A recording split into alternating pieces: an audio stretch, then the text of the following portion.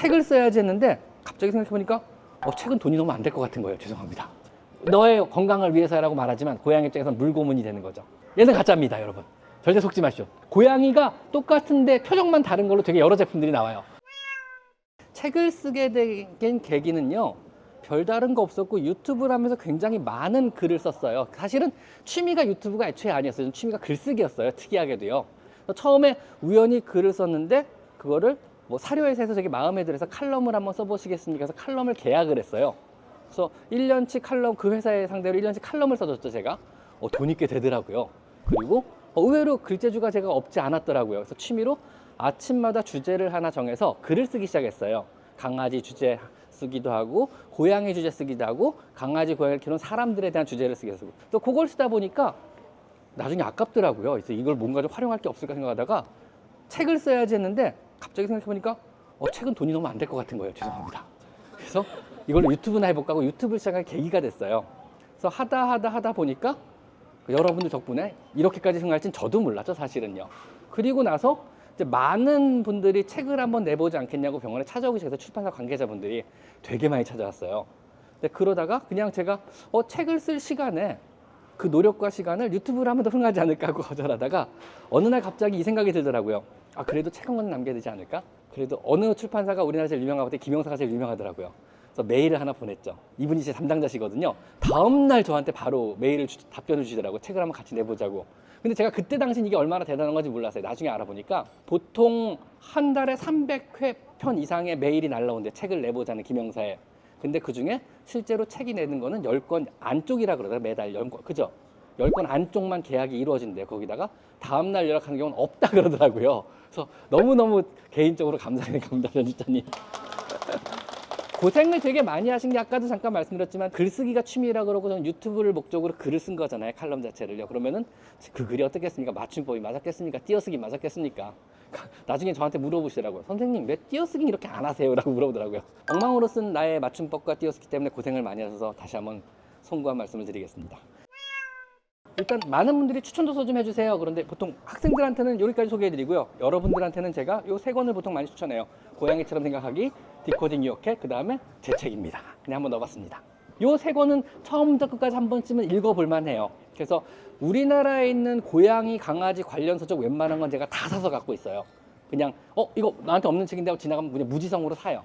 집에 놓고 이렇게 보다 이거 볼만한 책 하면 끝까지 보고, 볼만한 책이 아니면 필요한 부분만 이렇게 발췌해서 제가 보거든요. 그래서 일본 책, 미국 책, 유럽에 출판한 책, 국내 출판한 책 웬만하면 다 갖고 있는데 이 2권이 내용이 제일 많아요.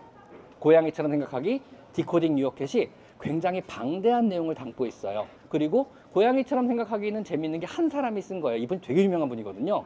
그리고 디코딩 유혹캣은 굉장히 많은 수의사가 연합해서 쓴 책이에요. 그래서 요즘에 디코딩 유혹캣이 많이 행동학 교과서 쓰이는데 이 2권이 전부 다 팩트앤 북스라는 1인 출판사에서 나왔어요. 왜냐면 이게 많이 팔릴 책은 절대 아니거든요. 어려운 책이라. 그래서 팩트앤 북스가 전문적으로 제가 아시는 분인데 팩 도서만 취급하시는 분인데 1인 출판사의 한계상 번역이 진짜 안 좋아요. 그러니까 내가 읽어도 너무 어려워요. 내용이 이해가 안 돼요. 한 번 읽어서는요. 그리고 내용 자체도 재미없고 어렵고 장황한데 내용도 어려워요. 그래서 이거보다 좀 나은 책이 필요하지 않을까 해서 나온 책이 이거예요.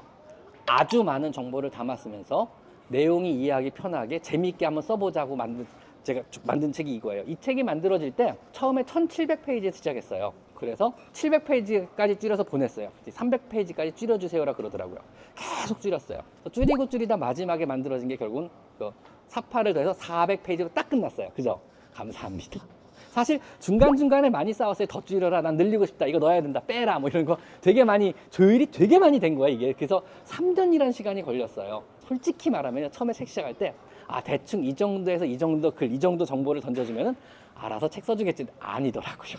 이게 전문 서적은 그게 불가능하더라고요. 물론 다듬어 주시는 분도 있고 이쁘게 표도 삽입하고 그림해 주시는 건 많이 도와주셨는데 결국은 내용은 제가 다 써야 되니까 이 시간이 많이 걸릴 수밖에 없더라고요. 그리고 또 내 욕심에 새로운 내용을 추가하고 이거 빼고 이런 중간중간 좀 많이 바꿨어요. 그러다 보니까 결국은 3년이라는 시간이 걸렸네요. 어쨌든 뿌듯합니다. 책 내용은 우리나라에서 나온 책 중에 저는 제일 좋다고 항상 자신합니다. 지금 내용 정보량이나 정보의 내용이나 정보의 질면에서는요, 국내에서 출판하는 책 중에 제일 괜찮은 책이라고 개인적으로 지금도 생각해요. 자, 오프라인 모임을 처음 해본 거예요. 솔직히 말하면요. 저는 뭐 남의 강의에 초청받아서 강의 내본 적이 있지만 돈 주니까 해야죠. 근데 이렇게 뭐 구독자를 상대로 오프라인 모임을 처음 하는 게 제가 낯가림이 좀 심하고 사람들 만나는 걸 그렇게 썩 생각보다 좋아하진 않아요, 사실은요. 그래서 성격이 원래 그래서 그러니까 양해를 좀 부탁드리겠습니다. 오늘 한번 강의를 진행해 볼 건데, 오늘 강의 내용은 일단 처음엔 좀 평이한 거로 시작했다가 마지막에 약간 좀 뭐라 그럴까, 그냥 약간 의학적인 내용을 좀 한번 넣어봤어요. 한번 편하게 한번 들어보시고 천천히 시작해 볼게요. 고양이는 물을 많이 먹으면 오래 산다 그래요. 왜요? 그리고 고양이는 무조건 물을 많이 먹어야 신장이 건강해진다 그래요. 왜요? 그리고 고양이는 물을 많이 먹어야 방광이나 아니면 FLUTD 같은 어떤 비뇨기통이 건강하다 그래요. 왜 그러는 걸까요? 자, 고양이는 왜 물을 안 먹냐면요, 사막에서 유래한 품종이 태생이 사막 유래 품종이에요. 중동 지역에서 나오는 애거든요. 아프리카 사막 고양이가 지금의 현대 고양이가 된 거예요. 그럼 아프리카 사막엔 물이 귀하잖아요. 그럼 신체적으로 진화 과정상에 목마름을 덜 느끼게 발달을 했어요. 목마름을 느끼는 메커니즘은요, 우리 삼투압을 조절해. 그러니까 몸 안에 혈액 속에 있는 액체의 삼투압을 신장이 감지해. 신장에 센서가 있거든요. 감지해서 수분이 부족해, 탈수가 좀 있는 것 같은데, 그럼 뇌로 신호를 보내요. 야, 너 목말라, 빨리 물 마셔. 그럼 우리가 목마름이랑 갈증이란 걸 느끼고 물을 벌컥벌컥 들이고 시원하다 하는 거거든요. 근데 고양이는 이 메커니즘이 좀 떨어져요. 두 번째는요, 적은 물로도 생존할 수 있게 신장의 수분 재흡수력이 엄청나게 뛰어나요. 그래서 사람은 물을 충분히 먹으면 오줌 많이 싸고 오줌 많이 싸면 건강해지고 이런 것들이 있는데, 고양이는요, 여기서 한 번 더 해요. 이 수분을 더 많이 재흡수를 해버려요. 오줌을 만들어지는 과정에서 찌꺼기가 물하고 섞여서 나가는 과정에 중간에 한번 세뇨관이 이렇게 올라갈 때 한 번 더 재흡수를 되게 많이 해요. 사람보다 굉장히 효율적인 신장을 갖고 있어요. 그래서 그러면 바꿔 말하면은요, 신장 이후 얘기를 해보면요, 오줌이 농축된다는 얘기예요. 강아지 오줌, 사람 오줌보다 냄새가 지독한 이유는요, 굉장히 농축된 오줌을 싸기 때문에 그래요. 여기는 두 가지 문제가 생겨요. 첫 번째는요, 신장이 어마어마하게 일을 많이 해야 된다는 거예요. 계속적으로 수분을 재흡수해야 되니까는요. 두 번째 문제는요, 방광 역시 굉장히 진하고 독한, 독성이 높은 오줌을 계속적으로 보관하고 있다가 배출해야 된다는 이 두 가지 문제가 생겨요. 그래서 신장이 약하고 방광이 약한 거예요. 고양이의 신장을 저는 페라리 엔진이라고 불러요. 우리 사람은요, 뭐 현대차 엔진일 수도 있고 벤츠 엔진일 수도 있어요. 그래서 그냥 보통 20만, 30만, 50만까지도 유지가 될 수 있지만, 고양이 신장은 굉장히 고기동을 해야 돼요. 그러니까 페라리 엔진 같아요. 페라리 엔진 뭐 10만, 20만 못 타잖아요, 사실은요. 그 대신 굉장히 빠른 속도를 내고 굉장히 효율이 높잖아요. 그런 엔진을 갖고 있는 거예요. 그러니까 소모가 빨리 되고 수명이 되게 짧은 거죠. 이 수명을 늘려주기 위해서는요, 물을 더 많이 먹이면 돼요. 그럼 수분을 많이 재흡수할 필요를 못 느끼니까 신장이 일을 더 덜 하게 되는 거죠. 그리고 오줌도 농축이 덜 되니까 방광의 염증도 덜 되는 거죠. 오줌이 많이 농축되면요, 방광벽 표면에 있는 GAG, 글리코겐층인가, 그 층이라는 게 있어요. 그 층이 잘 깨져요. 깨지면은 바로 농축된 오줌, 독소가 바로 방광벽에 닿고요. 방광벽에 닿으면 아픔을 느껴요. 그래서 방광염이 생기는 거죠. 찌릿찌릿 아프고. 그리고 끈적끈적해진 오줌은요, 결정을 유발하고요. 이 결정 자체는요, 갑자기 요 돌을 막기도 해요. 그럼 오줌을 잘 못 싸는 FLUTD 같은 게 생기는 거죠. 갑자기 오줌을 못 싸가지고 수술을 받는 거죠. 이 모든 게 물만 마시면 해결이 되는 거죠. 자연스럽게가 아니고 우리가 인위적으로 조절해서 더 오래 살게 하기 위한 목적인 거예요. 그러면은 어떻게 하면은 우리가 신장을 건강하게 하고 방광을 건강하게 하고 건강하게 오래 살 수 있을까? 일단은 영양제 같은 것도 도움이 돼요. 시스테이드나 방광에 좋은 영양제들이 되게 많아요. 그래서 방광 내벽을 보호해주는 여러 성분으로 구성되어 있거나 항산화제가 들어있거나 이런 것들이 대부분 우리가 흔히 말하는 방광을 보호해주고 비뇨기계를 보호해주는 영양 성분이 되는 거고요. 처방 사료도 도움이 많이 돼요. CD나 유리너리 같은 거. 보통은 이런 것들은 이제 뇨의 pH를 맞춰줘요. 그래서 이거를 6.0에서 6.3 정도 사이로 맞추면은요, 결석이 잘 안 생겨요. 인위적으로 요 농도를 맞추고 그 다음에 수분량을 늘리게 도와주는 것들이 이런 처방 사료들이고요. 마지막으로는 무조건 이게 제일 최고죠. 충분한 물 섭취. 첫째도, 둘째도, 셋째도 물을 많이 먹게 하는 거죠. 그럼 어떻게 물을 많이 먹게 할까? 일단 물그릇 많이 배치하는 건 기본이에요. 당연하죠. 여기저기 다니는 데마다 우리도 습관적으로 물을 여기저기 넣으면 마시게 되잖아요. 그러니까 습관적으로 물을 많이 마시는 환경을 조성해 주면 좋고요. 수돗물 활용도 좋아요. 물을 틀어놓으라는 얘기죠, 사실은요. 어항 활용도 좋아요. 물을 정말 안 먹으면 그냥 어항을 하나 써 갖다 놔요. 물고기를 키워도 되고 움직이는 장난감만 넣어놔도 돼요. 흥미 있어서 보다가 먹어보는 거죠. 손 한번 찍어보고 먹어보는 거죠. 이런 식으로 먹을 수 있는 환경을 조성해 주고요. 강제급여는 하지 마세요. 정말 아픈 애들 아니면. 그러니까 물에 대한 공포심도 가지고요. 나중에 물 먹는 걸 더 싫어하게 되는 경향이 끼더라고요. 그리고 고양이 입장에서는요, 너의 건강을 위해서라고 말하지만 고양이 입장에서는 물고문이 되는 거죠. 드디어 얘가 날 죽이려고 그러는구나. 싫어하는 거는요, 아무것도 하지 마세요. 고양이를 위한다는 핑계로라도 고양이가 싫어하는 건 억지로 하지 마세요. 영양제도 마찬가지죠. 저는 억지로 먹이지 말라 그래요. 너무 먹기 싫어하면 먹이지 마세요라 그래요. 득실을 따졌을 때 억지로 먹이는 게 실이 더 많아요, 득보다는요. 영양제를 먹어서 얻는 이득도 있어요. 건강상 이득도 분명히 있어요. 하지만요, 내가 억지로 얘를 먹임을 해서 얘한테 발생할 수 있는 나에 대한 신뢰가 깨진다거나 아니면 받는 스트레스를 고려하면요, 영양제조차 억지로 먹이는 건 절대 실이지 득은 아닙니다. 항상 우리 머릿속으로는요, 득실을 따져야 돼요. 너를 위해서 하나만 보시면 안 돼요. 어떻게 하면은 얘의 수명과 삶의 질 두 개를 동시에 밸런스, 저울에 놓고 생각을 하셔야 돼요. 항상 삶의 질이든 고양이의 상태든 나의 삶의 질이든 득실을 놓고 따져야 돼요. 그래서 나의 삶의 질도 좋아야 되고 고양이의 삶의 질도 좋아야 돼요. 내 삶의 질이 무너지면서까지 고양이를 오래 살리게 한다는, 저는 그렇게 올바른 방법은 아니라고 개인적으로 생각을 해요. 얘기가 또 여기까지 왔죠? 일단 음식 주가집 두 번째입니다. 일단 물 스프레이 활용. 그래서 그냥 사료에다가 물 스프레이 칙칙 뿌려주는 것도 수분 섭취량에 도움이 돼요. 우리는 수분을 어떻게 섭취하나요? 지금 옆에서도 주스 마시고 계시고요. 우리가 먹는 음식의 대부분은 7, 80%는 물로 이루어져 있어요. 그죠? 커피도 물이고 주스도 물이고 음식도 물이고 밥도 수분 함량이 7, 80%가 넘어요. 쌀밥조차도요. 그걸 통해서 우리 수분을 자연스럽게 섭취를 하거든요. 고양이는 건사료를 위주로 먹어요. 건사료도 수분이 들어있긴 들어있지만 10% 안쪽이에요. 물을 실제로 좀 많이 먹어야죠. 우리 사람보다는요, 더 눈에 띄게요. 그래서 그렇기 때문에 물 먹는 게 그렇게 중요한데, 처음에 유튜브를 시작할 때 고양이 생리 습관 설명드리면서 뭐 일단 유리 그릇 해주세요, 사기 그릇 해주세요, 플라스틱 그릇이 최악입니다 말씀 많이 드렸어요. 그 다음에 큰 물 그릇 해주세요. 수염이 닿으면 애들이 되게 싫어합니다. 다 아시는 내용이잖아요, 그죠? 그래서 요즘 대부분 수반이라 그래서 넓은 물 그릇에 대부분 물을 주세요. 이거는 뭐 2번, 3번 말하지 않아도 이제 다 알아서 하시더라고요. 근데 아직 안 지켜지는 게 하나 있어요. 요즘 쌍시킨도 없어졌거든요, 저 때문에. 근데 안 지켜지는 게 하나가 있더라고요. 벽에서 떨어뜨려 주세요는 아직 안 지켜지고 있어요. 우리가 카페를 가면은요, 자기도 모르게 벽을 등지고 앉게 돼요. 본능적으로 아는 거예요. 벽을 등지고 앉았을 때 훨씬 더 안정감을 느낀다는 거는요. 왜냐하면 뒤에서 나를 공격할 무언가가 없고 내가 전방을 주시할 수 있기 때문에 필요하고 변화된 상황에서 빠르게 대처가 가능하다는 거예요. 특히 불안도가 높은 사람이나 불안도가 높은 고양이일수록 이 증상이 더 심해요. 즉, 벽에 붙여놓으면 내가 벽을 보고 마셔야 돼요. 그럼 내 뒤에 내 영역권 안에서, 물론 느긋하고 막 개냥이들은 아무 상관없는 얘기입니다. 근데 불안도가 있거나 야생 본능이 남아있는 애들은요, 절대 그런 데서 물을 안 먹어요. 벽에서 떨어뜨려주면요, 벽을 등지고 거실을 보면서 마시면요, 훨씬 오랜 시간 안정되게 더 많이 마실 수 있다는 연구 결과들이 있어요. 그래서 절대로 물그릇 밥그릇 구석에 놓지 말라 그래요. 벽에서 최대한 떨어뜨려서 벽을 등지고 마셨으면 좋습니다. 근데 뭐 내 고양이들은 벽에서 떨어뜨려 놔줘도 벽 보고 마시더라고요. 그런 애들 있어요. 이미 본능을 다 잃어버린 애들이죠. 그냥 완전히 개냥이라고 하는. 안 그런 애들도 있어요. 정수기 같은 거 활용하면은 당연히 물이 계속 움직이니까, 흐르는 물이 되니까 아이들이 좋아하고요. 물 위에 간식 띄워주는 것도 괜찮은 방법입니다. 먹기만 하면은요. 그래서 물 위에 간식 띄워주는 거 좋고, 추루탕 만들어주는 거 좋고, 요즘에 근데 추루탕보다는 급수용, 그러니까 추루가 섞인 물 같은 게 많이 나오잖아요. 그래서 퓨리나에서 이번에 나온 하이드라 케어가 그 중에서는 최고봉입니다. 그래서 퓨리나 하이드라 케어는 뭐라 그럴까? 일단 기호성이 높은 축에는 들어가요. 그래도 안 먹는 애는 안 먹어요. 고양이는 워낙 식습관이 까다롭기 때문에 안 먹는 애는 안 먹지만, 일단 먹어서 넘기기만 하면요, 순식간에 세포까지 다 들어가 버려요. 걔는 순식간에.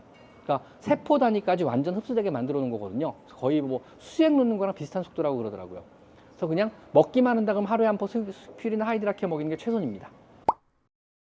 자, 그 다음에 균형 있는 영양 공급을 해줘야겠죠. 오래 살려면요. 그러니까 무엇을 먹이느냐가 제일 중요해요. 그래서 어떤 걸 먹일까가 제일 중요한데, 사료 얘기가 되겠죠. 근데 도대체 먹는 게 왜 중요하지? 우리 아무거나 막 잘 먹잖아요, 사람도요.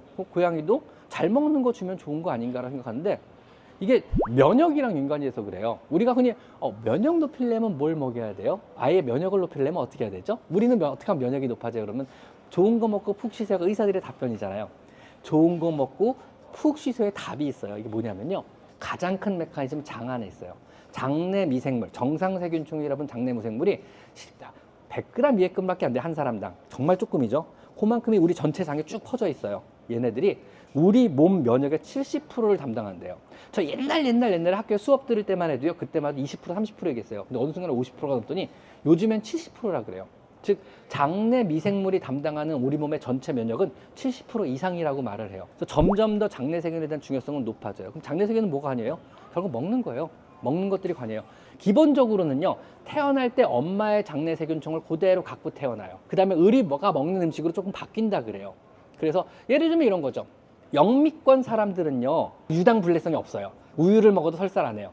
근데 동양권은 유당불내성이 비율이 굉장히 높아요. 왜냐면 아주 옛날 우리 조상 때부터 우리는 우유를 먹고 큰 민족이 아니거든요. 우유는 왕족이나 먹는 거였지 우리 일반 서민들이 먹는 음식이 아니었거든요. 근데 유럽 사람들이나 미국 사람들은요, 치즈 문화잖아요. 무조건 우유로 만든 유제품들이 너무너무 풍부했거든요. 그래서 그걸 오랫동안 먹었기 때문에 유당불내성이 없는 거죠. 장내 세균 자체가 그렇게 발달을 한 거죠. 유전적으로도 그렇고요. 이런 것들이 되게 많거든요. 그러니까 면역이 결국 장내 세균이잖아요. 면역이라는 건 바꿔 말하면요, 엄마한테 받은 면역성과 엄마 아빠로부터 받은 DNA상의 면역성과 후천적으로 우리가 무엇을 먹느냐로 결정이 된다는 거예요. 여기에 플러스 알파 쉬면은 회복을 할 수가 있다는 거죠. 왜냐하면 뇌 기능, 머리의 기능도 같이 관여하니까요.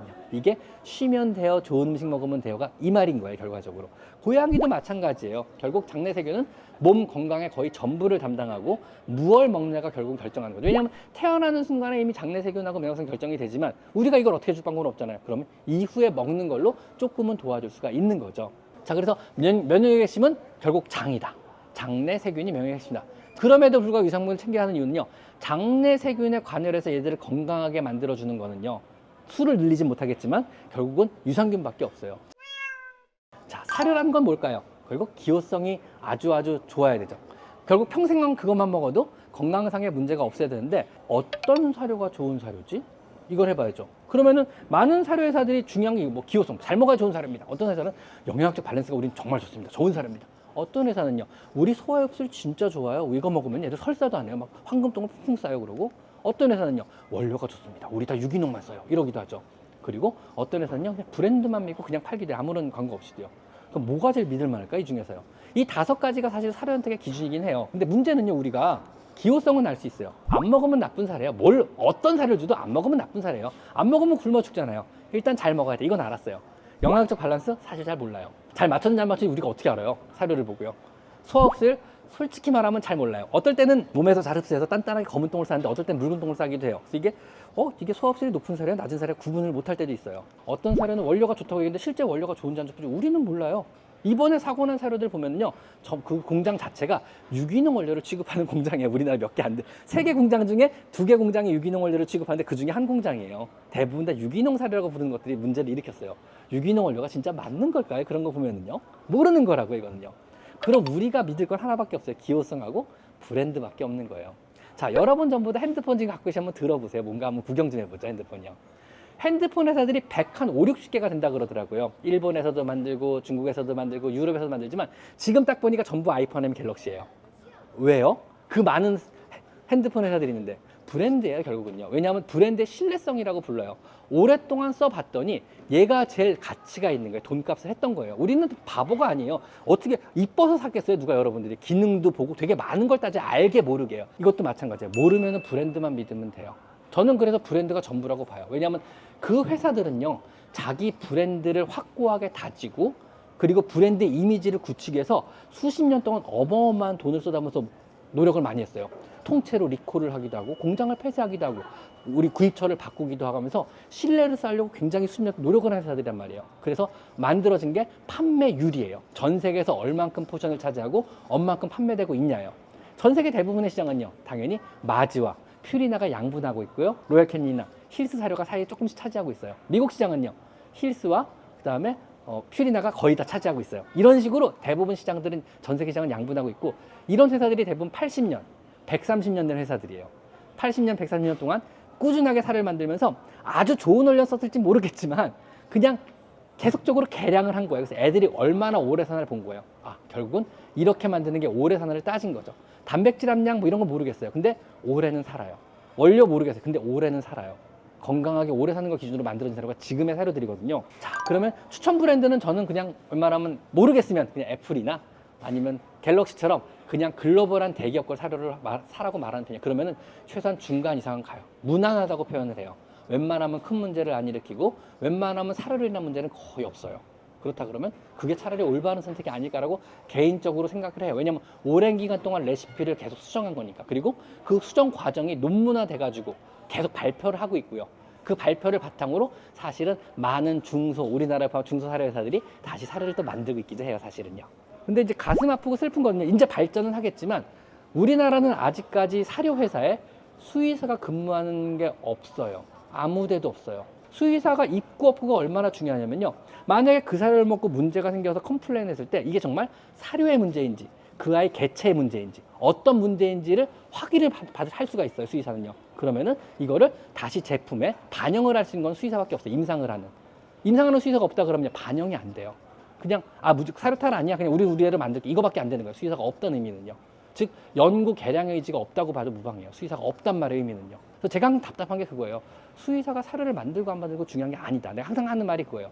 수의사가 있어야 이게 나중에 문제가 생길 때 대응이 된다. 이번에도 그래요. 수의사가 없어서 대응이 안 되는 경우도 많이 있었어요. 국산 사료는요. 근데 제가 이번에 뭐 여기까지 말해도 될지 모르겠지만 로얄캔에 많이 실망한 건요. 로얄캔에 굉장히 많은 수의사들이 있어요. 그리고 뛰어난 영양학자들이에요. 그분들은요. 저랑 방송도 하고 제가 되게 존경하는 분도 있고 되게 좋아하는 사람들도 많아요. 후배들도 많고요. 근데 대응을 하나도 안 했어요. 대응할 능력이 되는데도 불구하고. 수의사도 그렇게 많은데. 전 이번에 그게 너무 짜증이 났어요. 사실은요. 로얄캐닌 사료는 좋은 사료예요. 나쁜 사료가 아니에요. 근데 무언가 문제가 있었을 거예요. 이번에 같은 경우는요. 그렇다 그러면 적절한 대응을 하는 게 옳았다고 봐요. 개인적으로. 근데 그래서 어쩔 건데 라는 식으로 대응을 안 해버렸어요. 우리 잘못 아니야 이러고 말았어요. 그냥요. 뭐 우리 잘못 아닐 수도 있겠죠. 근데 거기에 맞는 적절한 대응이 너무 없었던 것 같아요. 그래서 이번에 너무 큰 실망을 했어요. 저는 그동안 수많은 영상을 통해서 로얄캐닌 사료, 힐스 사료, 피넛 사료 좋은 사료라고 말했는데 앞으로 당분간은 로얄캐닌 사료 좋은 사료라고 말할 길은 저는 별로 없을 것 같아요. 당분간은요. 자, 무엇을 먹여나냐? 사실 포장지의 문구에는 현란함구가 많아요. 마케팅이죠. 뭐 여기는 유기농, 그레인 프리, 글루텐 프리, 그다음에 난 GMO, 유전자 조작이죠. 그다음에 야채 사료, 뭐 무방부제 사료 이런 것들이 있는데 사실 다 무시하셔도 됩니다. 아무런 의미가 없어요. 저는 개인적으로. 첫 번째로 유기농 사료 역심이었습니다. 포장지에 그려있는 아니면 우리가 머릿속에 있는 신선한 채소, 유기농 채소 아니면 유기농으로 자란 웃고 있는 날뛰는 송아지 이런 고기 이런 것들은요. 그냥 현대백화점 지하에 가 있는 거고요. 고양이 사료는 절대로 안 들어가는 거예요. 우리가 아는 유기농 사료는요. 고양이에 들어간 유기농 사료 안 들어간 건 아니에요. 들어가긴 들어갔어요. 어디냐면요. 중국 황무지에 있는 것들이에요. 밭에서 키우면 유기농이 안 돼요. 왜냐면 이미 비료를 쳤기 때문에요. 그러면은 3년 이상 아무도 비료를 안 친 땅에 살충제나 이런 것도 안 뿌리고 그냥 농작물이 자라야 돼요. 그래서 그냥 황무지, 주인이 없는 황무지에다가 씨를 비행기가 뿌리고 지나간대요. 그래서 살아있는 것만 대충 하는데 이게 한국에 들어와 보면 이게 먹을 수 있는 건가 싶은 것들이 많아요. 벌레 먹고 뭐 난리도 아니래요. 거의 뭐. 유기농은 맞죠. 틀린 말은 아니잖아요. 유기농이잖아요. 약도 안 쳤고 아무 약도 안 친 거잖아요. 그게 유기농 원료의 정의예요. 사실은요. 근데 여기에는 문제가 그 황무지에서 누가 어떤 실험을 했는지는 아무도 몰라요. 이게 누가 관리하는 땅이 아니잖아요. 나라 땅이죠. 나라 땅에 몰래 한 거니까. 그럼 많은 문제가 생길 수도 있겠죠. 여기까지만 하겠습니다. 오늘 아침밥 나 유기농으로 식사했다는 손 들어보세요. 우리도 신경 안 써요. 고양이한테 신경 쓸 필요가 전혀 없어요. 자, 그레인 프리 의미 없습니다. 사람에서는요, 특히 유럽이나 미국 쪽 사람들은요, 글루텐이나 그레인에 알러지 있는 사람들이 있기 때문에 그레인 프리가 되게 중요해요. 그래서 심지어는 밀크도 뭐 커피조차도 라떼조차도 이런 거 중요한데 고양이는 글루텐 알러지 있는 확률이 되게 낮아요. 거의 없어요. 있으면은 개만 요거 먹으면 됩니다. 나머지 애들까지 그레인 프리나 글루텐 프리를 신경 쓰고 먹일 이유가 전혀 없죠. 역시 의미 없죠. 마케팅 용어입니다. 난 GMO, 유전자 조작 식물을 사용하지 않았다. 어떻게 보면 좋은 말인데 우린 지금도 여러분은 오늘 아침에도 그리고 좀 전에도 유전자 조작 음식들을 많이 먹고 있어요. 우리는요. 그리고 유전자 조작 음식을 반대하는 과학자들이나 어떤 운동하시는 분들이 있긴 있는데 그분들은 지금까지도 유전자 조작 음식이 위험하다는 증거를 하나도 못 찾았어요. 단지 계속적으로 유전자 조작 음식을 두세 대가 넘게 우리 사람들은 먹고 있지만 아직까지 거기에 대한 위험성이 아무것도 발견된 게 없어요. 오히려 건강이 좋아지고 오히려 사람들의 수명이 늘어났죠. 그 사이에는 더 많이. 왜냐하면 더 좋은 음식, 더 양질의 음식을 더 싸게 먹을 수 있기 때문에요. 그래서 근거가 없어요. 난 GMO가 과연 정말 고양이한테 좋다 나쁘다? 근거가 없어요. 그리고 야채 사료, 과일 사료, 함유 사료 아무런 의미 없죠. 고양이 육식동물인 고양이한테 이게 뭐 도움이 된다? 아무런 의미가 없고요. 무방부제 사료 이것도 할 말이 좀 있는데 간혹 가다 보면 우리는 첨가물이 안 들어갔습니다. 우리는 무방부제를 지향합니다. 이런 사료들이 있어요. 정말일까요? 일단 첨가물이 안 들어갔다 무방부제 사료 이게 결국은 이게 뭐 액토시킨 같은 어떤 몸에 해를 올 수 있는 암을 유발할 수 있는 방부제가 안 들어갔다는 거 거기까지는 좋아요. 근데 문제는요. 사료가 상하면은 방부제보다 몸에 더 안 좋아요. 왜냐면 방부제가 조금 많이 들어가면 결국은 암에 걸릴 수 있겠지만 방부제가 안 들어가 상하면은요 바로 죽거든요, 애들이요. 그래서 만약에 우리 사료 진짜로 방부제 안 들어갔어요라고 말한다 그러면요, 만약에 그 사료를 따가지고 한 달 정도 뒤에 고양이가 설사하다가 죽었어요. 그럼 인정할게요. 그거 지금 방부제 없는 사료 맞았어요. 그게 아니라 그럼 방부제가 들어있을 거예요. 단 우리가 안 넣습니다라는 의미죠. 사료회사에서 주장하는 무방부제 사료입니다. 우리가 안 넣습니다예요. 원료 단계에서 이미 들어가 있다는 얘기죠, 사실은요. 방부제가 없이 사료가 1년 가까이를 버틸래야 버틸 방법이 없어요. 즉 시중에서 우리가 먹은 심지어 커피까지 다 방부제가 들어있어요. 여러분이 먹는 모든 음식에 방부제가 다 들어있어요. 심지어 플라스틱에도 방부제가 들어있어요. 안 그러면 다 망가지니까요. 자외선에도 못 견디고 공기에도 못 견디고 세균에도 못 견디고 곰팡이에도 못 견뎌요. 그날 즉시 섭취라고 써진 제품을 제외하거든요.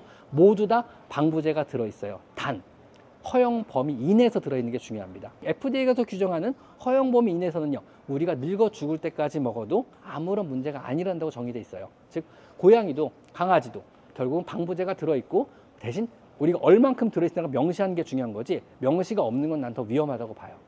천연 방부제 그런 거 없습니다. 왜냐하면 효과가 너무 떨어져요. 그래서 의미가 없어요. 상한 음식이 더 위험하지 방부제가 안 들어간 음식이 더 위험하니까 이건 고민을 한번 해볼 문제라고 생각해요. 우선 조명이요. 많은 분들이 간과하는 것 중에 하나가 실제로 조명은 되게 많이 깜빡거리고 있어요. 1초에 60번 정도를 깜빡거려요. 대부분의 전구들은요. 이게 이제 플리커링 현상이라 그러는데, 우리 뇌는요 그렇게 빠른 속도로 움직이는 걸 인지를 못해요. 생각보다 뇌는 우리 몸을 움직이고 손가락을 움직이냐고 할애해야 될 어떤 자원이, 리소스가 너무 많아요. 그러니까 그런 것까지 감지를 잘 안 해요. 그래서 좀 그쪽으로 좀 둔한 편이에요. 근데 고양이는요, 빠르게 움직이는 새나 벌레를 잡아야 돼요. 즉 동체 시력이 엄청나게 좋아요. 그래서 141초에 140번까지 깜빡이는 걸 감지할 수 있어요, 얘들은요. 그러니까 TV 깜빡이는 거 웬만하면 느끼고요. 조명도 지금도 얘들 눈에는 계속 깜빡거리는 걸로 보여요. 이게 굉장히 애들을 신경을 거슬리게 할 수 있어요. 그래서 플리커 프리라 그래요. 조명 중에서 깜빡임이 없는 조명들이 있거든요. 요거 전구만 바꿔줘도 돼요. 아주 손쉽고 비싸지 않거든요. 요것만 해줘도 많이 도움이 되고요. 실제 우리 집이 플리커링 현상이 있나 없나 확인하는 길은요, 핸드폰을 슬로우 모드로 놓고 동영상을 촬영한 다음에 한번 플레이를 다시 해보세요. 정상 속도로. 그래서 검은색 줄이가 있다 그러면은 이거는 플리커링이 있는 조명이니까 바꿔주시면 좋고요. 바닥재는요, 카펫이 최고입니다. 요즘 많은 분들이 카펫 깔아주고 있잖아요. 발톱만 사용할 수 있게 해주면요, 고양이 관절이나 활동이나 모든 게 엄청나게 좋아져요. 단 커팅 타입으로 쓰세요. 그러니까 이게 뭐냐면 카펫이 이렇게 일자로 된 게 있고, 이게 루프가 걸려 있는 게 있잖아요. 이 루프 걸려 있는 카펫들은요, 대부분 고양이 발톱이 자꾸 걸려요. 발톱이 뽑히거나 넘어질 수 있기 때문에 이 커팅 타입 카펫을 쓰시면 됩니다. 그리고 캣도 혹시 자기 집이면은 좀 설치를 해달라고 많이 말씀드려요. 왜냐면 고양이랑 나랑 분명히 이 공간은 지금부터 너와 내가 같이 쓴 영역이라고 계약을 했는데, 외출할 때마다 문을 다 닫아놓고 나가면요, 고양이 입장에서 어쩌면 나갈 때마다 가둬놓고 나갔지 이런 생각을 하지 않을까요? 같이 쓰기로 계약을 했으면 같이 써야죠. 그러면은 내가 있든 없든 고양이 행동의 자유는 어느 정도 보장을 해줘야 돼요. 즉 고양이가 다니는 문은 따로 만들어줘야죠. 내가 문을 닫으면 얘는 문을 사용할 수 없어. 이건 잘못된 거라고 봐요. 왜냐면 수평형 관계가 아니잖아요, 그거는요. 그래서 웬만하면 캣도어를 설치하든가 아니면 문을 다 일부러 열어놓고 다니라고 저는 말씀을 좀 드리고요. 그 다음에 공기청정기 굉장히 중요합니다. 이거 2번, 3번 강조해도 고양이는 굉장히 중요해요. 실내에서 갇혀서 있고 낮은 곳을 살아가고 먼지가 굉장히 많은 환경이 있기 때문에 공기청정기는 좋은 걸 설치해주고, 중문 소음 차단하는 중문 해주면 도움이 된다. 이 정도. 친환경 가구들 요즘 많이 나오거든요. 이것도 한번 고민해 보시고, 너무 높지 않은 가구들로 하면 좋고, 소파 같은 거 요즘 뒤에 넓잖아요.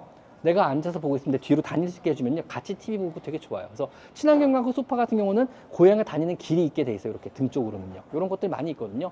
그리고 역시 고양이 인테리어의 최고봉은 캣티어입니다. 이게 캣티어예요. 그냥 마당에 있는 집이라 하면 굉장히 화려하고 멋진 캣티어를 꾸밀 수 있겠지만, 대부분 아파트나 빌라 환경이라 그러면요, 이게 현존할 수 있게 가장 저렴하게 설치할 수 있는 종류의 캣티어예요. 그렇게 안 비싸요. 뭐 20몇만 원, 30몇만 원 정도밖에 안 돼. 설치비까지 해가지고요. 근데 요거 하나 설치하면 창문도 닫을 수 있고요. 창문을 열면은요, 날씨 좋을 때 얘가 일로 넘어가가지고 냄새도 맡고 새소리도 듣고 밖을 볼 수 있는 조망이 돼. 일종의 옥상 같은 환경을 만들어주는 거죠. 그럼 애들이 굉장히 스트레스를 많이 풀고요. 혹시 1층이시고 여유가 되신다 그러면은 바깥쪽에다가 새 모이통 하나 달아주면요, 새들 엄청나게 날라와요. 고양이 미쳐요. 거기서 앉아가지고 하루 종일 새 구경하느라고. 물론 새똥은 좀 치우셔야 됩니다. 캣스텝, 캣로드 이런 거 많이 해주시더라고요, 요즘에 인테리어 측면에서. 그리고 인테리어 업자한테 불러도 되고, 남자분들 손재주 좋으신 분들은 중국에서 되게 저렴한 거 많거든요. 사다가 집에서 꾹꾹꾹 박으시면 돼요. 고양이가 행복한 경우는요, 바닥을 안 딛고 모든 것을 돌아다닐 때 행복하다고 표현을 해요. 왜냐하면 얘들은 낮은 곳을 싫어하고 높은 곳에 있을 때 전체 주변을 조망하고 자신의 안전을 확보하며 안정감을 느낀다 그래요. 그래서 머리에서 가바가 나오면서, 그러니까 천연 안정제죠. 가바가 나오면서 몸을 좀 차분하게 만든다, 이런 얘기가 있어요. 딱 3개 집어드리면 퓨리나 포티플로라 최고입니다. 우리나라 살 수 있는. 그 다음에 프로바이오블 DC, 비니백 겔타입, 요거 3개거든요. 요게 미국에서 주로 수의사들이 처방 유산균으로 사용하는 거예요. 그리고 논문상으로 검증된 유산균이 3개밖에 없어요. 그 중에서 포티플로라가 국내 유일하게 정식으로 수입되어 있고, 나머지는 아마 그냥 오픈마켓에서 구하실 수 있어요. 네이버 오픈마켓에서 구할 수 있는데, 정식 수입된 건 퓨리나 포티플로라고, 아마 가장 저렴하게 가장 좋은 유산균은 퓨리나 포티플로라가 아닐까 싶어요. 130년 유산균 연구원 기업이라 퓨리나가 이런 거 되게 잘 만들어요. 유산균에 관련된 어떤 라이센스도 많이 갖고 있고 노하우도 많이 갖고 있는 회사거든요.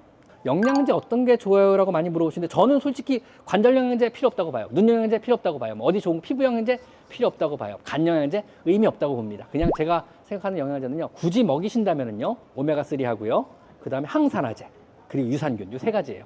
유산균 꾸준히 먹이면 도움이 돼요. 오메가3 당연히 신장에도 좋고 신장에도 좋고 그 다음에 항염작용이 있으니까 당연히 피부에도 좋을 수밖에 없거든요. 단 좋은 사료를 먹이고 있다면 뭐 8살 넘어서부터 젊은 애들은 좋은 사료 먹이면 충분히 이런 거 먹일 필요 없어요. 항산화제는 10살 넘어서부터 먹이면 도움이 분명히 될 겁니다. 항산화제는 이제 사실 뭐 롱제비티라 그래서 수명 연장하는 성분의 핵심 성분 중에 하나거든요. 그래서 결국은 항산화제 많이 먹는 건 사람한테도 도움이 많이 돼요. 그래서 항산화제, 오메가3, 그 다음에 유산균 이 정도는 꾸준하게 먹여주는 게 좋을 거예요. 나머지 영양제는 솔직히 말씀드리면 그거 살 돈으로 더 맛있는 간식을 사주세요. 아셨죠? 그게 나을 것 같아요. 저는 그거 3개 말고는 그렇게 의미를 두진 않습니다. 그리고 조심스럽게 드리는 말씀이지만 간식 타입의 영양제는 웬만하면 먹이지 마세요라고 말씀을 드려요. 추루에 들어간 영양제는요. 뭐 간식인지 영양제인지 모르겠어요. 근데 문제는 추루 타입, 액상 사료의 정확한 표현은요. 액상 사료는 법적으로 살균 과정을, 멸균 과정을 거쳐야 돼요. 모든 종류의 액상 사료든 모든 종류의 사료든 아니면 모든 종류의 캔푸드든 멸균 과정을 거쳐야 되는데 멸균이라는 과정이 어떻게 되냐면 80도로 30분, 80도로 20분 법이 정해져 있어요. 그동안 애를 데펴야 돼요. 통째로요. 완제품 상태에서. 그러면은 완전 멸균 형태가 되거든요. 그러면은 그 온도에서 견딜 수 있는 유산균도 없고요. 그 온도에서 견딜 수 있는 지방산도 없어요. 바꿔 말하면 오메가3를 그 온도에 넣으면은요, 다 산패돼요. 상한 기름이 된다는 얘기죠. 쉽게 말하면요. 그 온도에서 버틸 수 있는 영양 성분이 그렇게 많지는 않아요. 바꿔 말하면은 실제 들어갔다고 써 있는 성분표 영양제 성분보다 훨씬 적게 파괴가 되기 때문에 들어가 있거나 아니면 이미 다 망가졌을 가능성이 높다는 얘기죠. 간식은 간식입니다. 맛있으려고 먹는 거지 몸 좋아지려고 우리가 간식을 먹진 않아요. 몸에 좋으려고 하려면 좋은 사료나 영양제 주는 거지 간식은요 몸에 나빠요. 비균형식이니까. 근데 맛을 위해서 주는 거예요. 정신적인 건강을 위해서 주는 거고 유대를 위해서 주는 거예요. 우리가 간식을 먹는 건요 사람과 사람과의 유대를 갱신하거나 아니면 개인적인 즐거움을 위해서 먹는 거고 고양이도 똑같아요. 나와의 유대감을 증진시키고 고양이의 개인적인 즐거움을 충족시켜서 간식을 주는 거예요. 즉 간식은 믿을 수만 있다면 맛만 좋으면 된다는 얘기예요. 여기에 어떤 영양 성분이 들어있는 거 아무런 의미 없어요. 어차피 간식은 몸에 안 좋으니까. 어딘가에 좋다 그러면은요 어딘가에 안 좋겠죠 당연히. 그럼 어떤 간식이 좋은 간식이요? 역시 뭔지 모르면 그냥 큰 회사 거 사시면 됩니다. 이나바, 쉐바, 로얄캐닌, 힐스, 퓨리나 많잖아요. 큰 회사들, 대형 회사들, 뭐 40년, 60년 회사들 많잖아요. 그런 것만 먹이시면 됩니다. 국내에서 나오는 간식들 요즘 깨끗하게 잘 만들긴 하지만 영세하고 간의 숭어업 형태로 작게 만들다 보니까 균질하지가 않아요. 무언가 한 달 전에 산 거랑 이번에 산 거랑 똑같은 제품이라고 믿을 수가 없는 경우가 많이 있어요. 그래서 그런 게 싫은 거예요. 그래서 그냥 큰 대단히 공장을 돌리면 안전하고 깨끗하고 좋긴 좋은데 그러기엔 너무 시장이 작은 거죠. 그러니까 그런 우리나라의 좋은 회사들이 더 커질 때까지 우리는 기다렸다가 그 사이에 우리는 좋은 다국적 계열의 음식들을 먹이는 게 낫지 않을까 이 생각을 해봅니다. 그리고 우리나라 환경 자체가요 일단 소고기가 너무 비싸요. 우리나라에서 나오는 것들은요. 해산물도 너무 비싸요. 농산물도 굉장히 비싸요. 경쟁력이 없어요. 닭만 유일하게 경쟁력이 있어요. 우리나라에서는요. 그러면은요. 해산물은요. 태국, 필리핀이 경쟁력이 되게 높아요. 축산물은요. 당연히 호주, 캐나다 경쟁이 높아요. 그 다음에 큰 등푸른 생선이나 참치 같은 거는요. 당연히 북유럽도 경쟁력이 높아요. 그런데 공장에 있는 걸 사는 거죠. 대부분. 보면은 많이 팔리거나 이나바나 이런 거 보면요. 공장이 대부분 태국에 있어요. 그래서. 그 대부분 캐나다에 있고요. 왜냐하면 우리나라는 그런 거를 구하기엔 너무 비싸서 경쟁력이 없어요. 바꿔 말하면 여러분이 우리나라에서 하는 이런 캔이나 간식 우리나라 거 제조라 그러면은요 거기에 한우가 들어갈 확률은 지극히 낮다는 얘기입니다. 그러면 여기 그럼 이 고기가 어디서 들어왔을지 잠깐 고민해보면 대충 어느 나라가 떠오르실 겁니다. 아마 그게 그 나라가 맞을 거예요. 아마. 저는 고양이 행동학을 굉장히 개인적으로 좋아합니다. 그 행동학을 제가 왜 좋아하냐면요 해보니까는요 내과나 외과보다 고양이 더 많은 고양이를 살렸어요. 내가 행동학으로. 왜냐하면 얘는 지금 내가 행동학적으로 아니면 내가 약물을 써서 얘를 불안감을 떨어뜨리거나 공격성을 낮추거나 이러지 않으면 얘는 파양되게 생긴 거죠. 그래서 한 마리를 치료해서 이제 좀 같이 키울 수 있을 것 같아. 이제 좀 같이 지낼 수 있을 것 같아. 이 말 들을 때마다 내가 또 한 마리 구했구나 생각을 해요. 안 그러면 파양당하니까. 오줌을 여기저기 싸는 고양이를 끝까지 아껴줄 사람은 아무도 없어요. 사실은요. 사람이 우선이기 때문에요. 나를 갑자기 달걀로 무는 고양이를요. 내가 끝까지 책임질 방법은 없어요. 언젠간 얘는 파양을 당할 거예요. 어린아이가 생겼는데 얘가 어린아이를 공격할지는 모르는 누가 키우겠어요. 다양한 문제로 고양이는 정신적인 질병들을 앓고 있고요. 이거를 잘만 처리해주면 얘는 평생 그 집에서 행복하게 살겠지만 그게 안 된다 그러면요. 결국은 파양당하고 이집저집 전전하거나 보호소에 있다가 죽을 가능성이 높다는 거죠. 그러니까 실제로 미국에서도 마찬가지고요. 외과나 내과보다 더 많은 동물을 살리는 건 행동학이라는 표현을 많이 해요. 고양이 행동학이 행동학 이러니까 행동 문제를 다루는 뭐 훈련이나 교육에 관련된 건자인데 훈련이나 교육이나 행동학은 사실은 아무런 의미가 없습니다. 이건 정신을 다루는 학문이에요. 정확히 표현하면 소아정신과 학이에요. 즉 여기에는요 훈련도 없고 교육도 없고 교정도 없어요. 약만이 남아있어요. 즉 나한테 행동학 상담을 받으러 오면요 이렇게 해주세요 저렇게 해주세요 아니에요. 이 약 먹이세요 저 약 먹이세요죠. 즉 우리는 약으로 행동학을 치료하는 거지 교육이나 교정을 시키지 않아요. 소아정신과에 우리의 ADH 같아하고 데려가면은요 얘 훈련소 보내세요라 그러나요? 아 군대 갔다 오면 다 좋아져요 그러나요? 설문지 조사하고 확인해서 ADH가 맞다고 진단이 내려지면요 약을 주는 거지 얘를 어떤 식으로 교육을 시키세요 훈육을 시키세요 훈련소를 보내세요 이렇게 안 해요. 왜냐하면 더 정신은 피폐해지기 때문에 그래요. 강아지 행동학을 제가 별로 안 좋아하는 이유는 뭐냐면요 고양이를 더 좋아하고 강아지 행동학은요 많은 분들이 훈련소를 다녀오세요. 훈련의 문제나 교육의 문제인 줄 알고. 근데 훈련사 2분 거치면요 치료가 안 돼요 진짜 그다음부터는요. 정신적으로 완전 망가져서 왔다는 느낌이 딱 들어요. 쉽게 말하면 우울증 환자를 이 새끼 이거 정신머리가 썩어 빠졌어 이러고 너 해병대 가고 해병대 보낸 거야 아빠가 아들을요. 약으로 치료해야 될 애가 그런 식으로 강제로 훈련을 받으면 망가져 버립니다. 근데 고양이는요 다행히 바로 나한테 오잖아요. 치료가 진짜 잘 돼요. 재미있는 게 행동학 약물들을 개발하는 과정 옛날에죠. 동물 실험이 마음대로 될 때 살아있는 동물의 두개골을 따내고 그 PETCT를 찍어가면서 약물 반응을 보는 그 시대에 고양이를 가지고 되게 많이 저렴했기 때문에 실험을 많이 했어요. 약이 고양이에 진짜 잘 들어요. 사람용 약을 만들었는데 사람에선 40%밖에 안 들어요. 프로작 같은 경우 강아지에서 50%에서 60%밖에 안 들어요. 고양이는 70% 이상 들어요. 진짜 잘 들어요.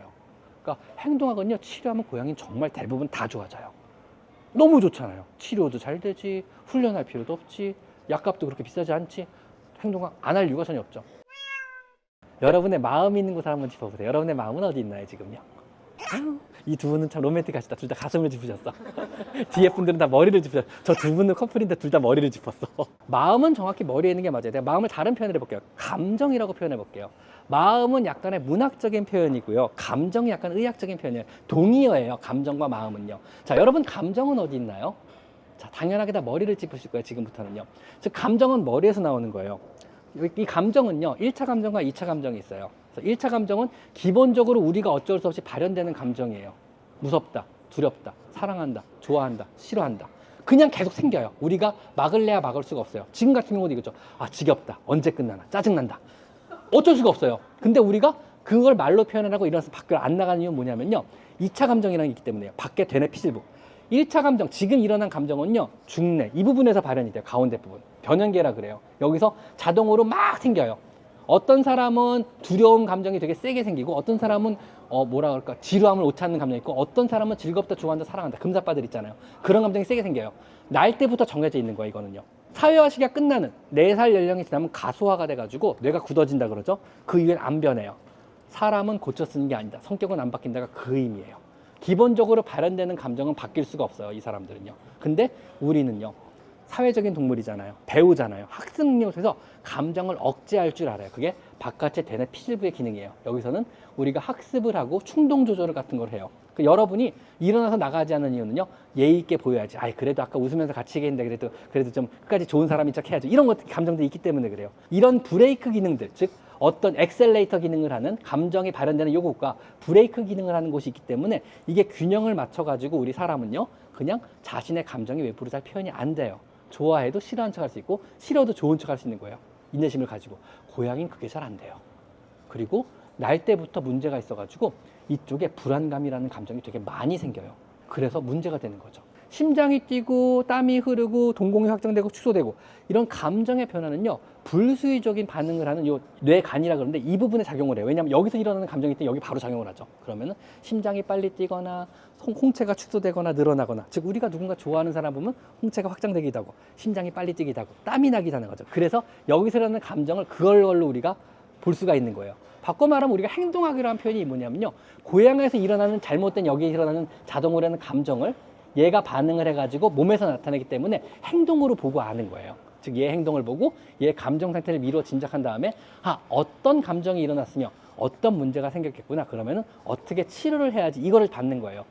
자 우리는요 그래서 결국은요 감정을 치료하는 거예요. 행동학이라는 것은요 즉 마음을 치료하는 학문인 거죠. 그러면은 고양이가 어떤 행동을 했는데 이게 버릇이 없는 건지, 즉 행동상의 문제인지 아니면 마음이 아파서 그런 건지, 감정상의 문제인지를 구분하는 거는요. 그 행동이 감정이 껴있냐 안 껴있냐를 보는 거예요.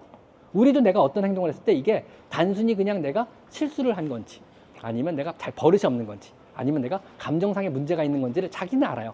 감정상의 문제다 이러면은 이게 반복된다. 그리고 나한테 해롭다 이러면 치료를 받아야 되는 문제죠. 행동적인 문제는요. 훈련이나 교육이 가능해요.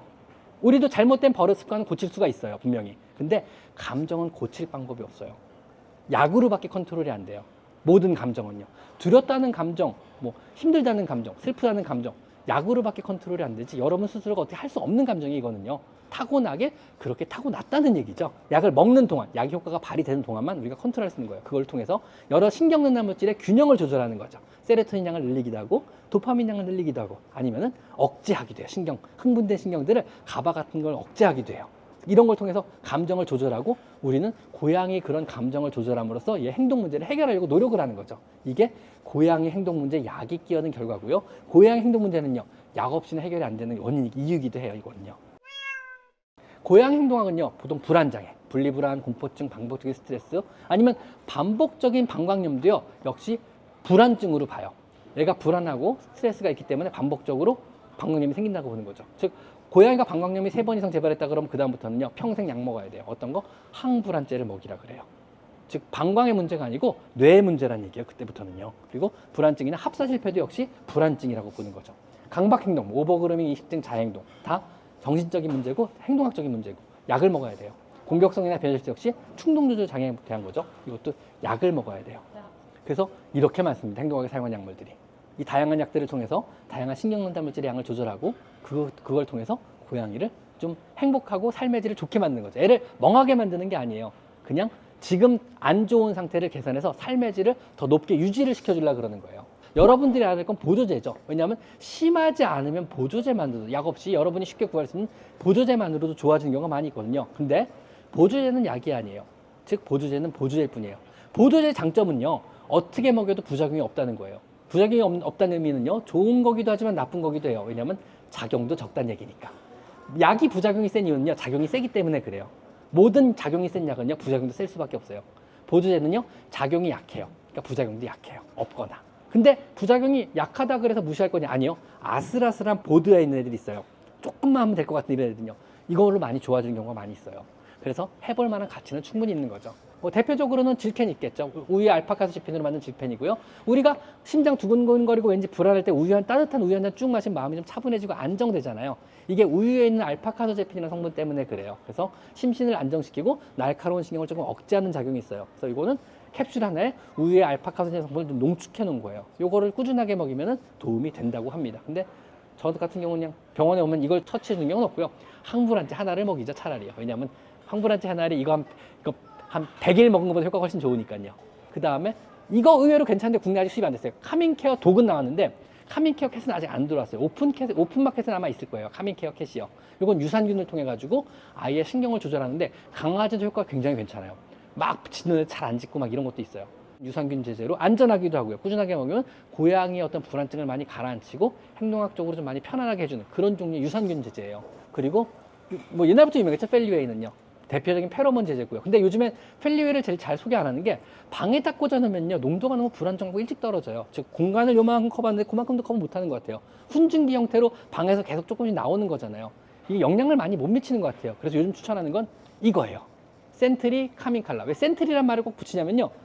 이거 비슷해 보이죠? 이거 쿠팡에서 구하는 가짜예요. 센트리란 말이 없잖아요. 여기 센트리라고 있고요. 이해하셨죠? 이거는 뭐냐면 향기로 애를 차분하게 만든대요. 난 아로마로 애를 차분하게 만들고 이게 뭐지? 이 생각이 든 거죠. 얘는요. 아까 말한 페로몬 제제예요. 실제로 합성 페로몬이 목에서 한 달 동안 계속 분비돼요. 그러면서 애를 좀 차분하게 만드는 효과가 있거든요. 그래서 얘는 논문상으로도 많이 언급이 됐어요. 실제 효과가 있나 봐요. 논문으로 언급이 된 거 보니까. 근데 얘는 가짜입니다, 여러분. 절대 속지 마시오. 고양이가 똑같은데 표정만 다른 걸로 되게 여러 제품들이 나와요. 그래서 재미있는 게 제가 가끔 동물농장 촬영을 가면 미리 얘기해요. 이거 센트리 카밍칼라 하나 준비해주세요. 애들 좀 채워주고 싶어요. 그래서 그러면은 피디님 네 사왔습니다 하고 딱 보여준다 이거예요. 쿠팡으로 즉시 배송 가능하게 이거라서 그런가 봐요. 반드시 센트리라고 써진 거 사셔야 됩니다. 그리고 액티베이트. 요즘엔 액티베이트 잘 추천 안 해요. 옛날엔 이게 최고였어요. 항산화제로서는요. 근데 요즘에는 이게 굉장히 오래된 구형 레시피예요. 이거보다 훨씬 센 항산화제 종류가 요즘 되게 많아졌거든요. 근데 요즘 나오는 항산화제 좋은 거 많으니까 한번 찾아보세요. 일단 이거는 좀 구형이라 요즘엔 그렇게 권장하진 않습니다. 자, 오늘 이 자리에 하신 이 100여 분의 모든 분들께 멀리 사신 분들께 진심으로 감사드리고요. 오늘 강연은 여기서로 마치겠습니다. 오늘 여기까지 마이페이 상담소 윤쌤이었습니다. 고맙습니다. 유튜브 영상 1500편의 핵심만 골라 담았습니다. 집사들을 위한 평생 필독서 윤쌤의 고양이 상담소. 지금 전국 서점에서 만나보세요.